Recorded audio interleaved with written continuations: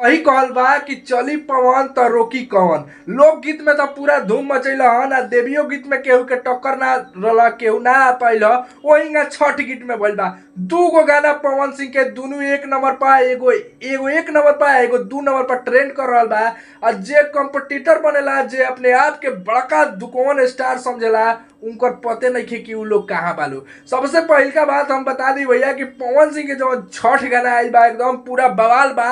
अरुण बिहारी, विनय बिहारी, पुरनका जौन music director बा लोग, छोटे बाबा बसई, पलक मुचल, सब केहू जौन बा पुरनके टीम वापस कैले बा। आ यही से जौन बा पवन सिंह के ई छठ गीत में चार चार, वैसे भी पवन सिंह अकेले पूरा चार लगा दिलन, लेकिन जब ई लोग मिल जाला तो पवन सिंह के रोके वाला केहू ना रहेला। आ ई 2023 में भैया अभी तक ले केहू ऐसा नहीं के भइल जो पवन सिंह के सामने खड़ा होके उनकरा गाना से टक्कर कर ले। बहुत लोग छठ गावल, केकर बाजता केहू के कुछ पते नहीं खे, ठीक बा, केकर गाना कौन आइल केहू के कुछ पता नहीं खे, लेकिन पवन सिंह के दू गो गाना ट्रेंड कर रहा बा एकदम लगातार। यूट्यूब पर धमाल मचैले बड़न पवन सिंह छठ गाना में। हम हमेशा से कहते आइल बानी कि पवन सिंह जौन बड़न उ भक्ति के बादशाह बड़न, और स्पेशल जब छठ हो सकता है कि पवन सिंह के एगो छठ औरी आओ काल, कैसे कि ऐसा खबर बा कि पवन सिंह के एगो औरी छठ आ सकता।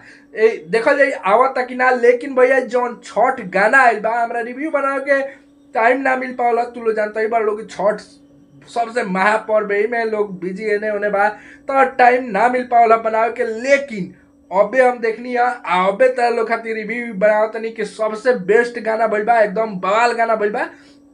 हमारा धुरंधर भैया के बात करल जाए तो धुरंधर भैया दूगो गाना हमरा देखे से धुरंधर भैया छठ के आइल बा, ठीक बा।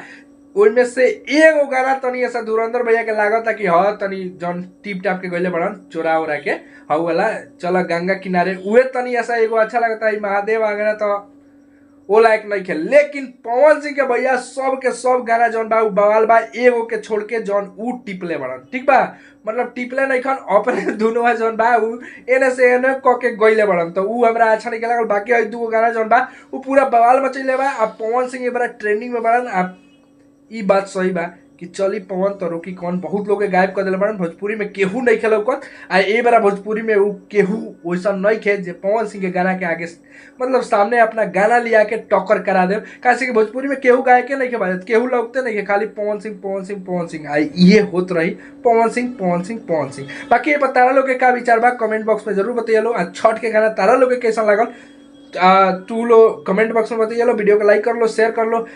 सब केहू के छठ के हार्दिक बधाई। जय छठी मैया।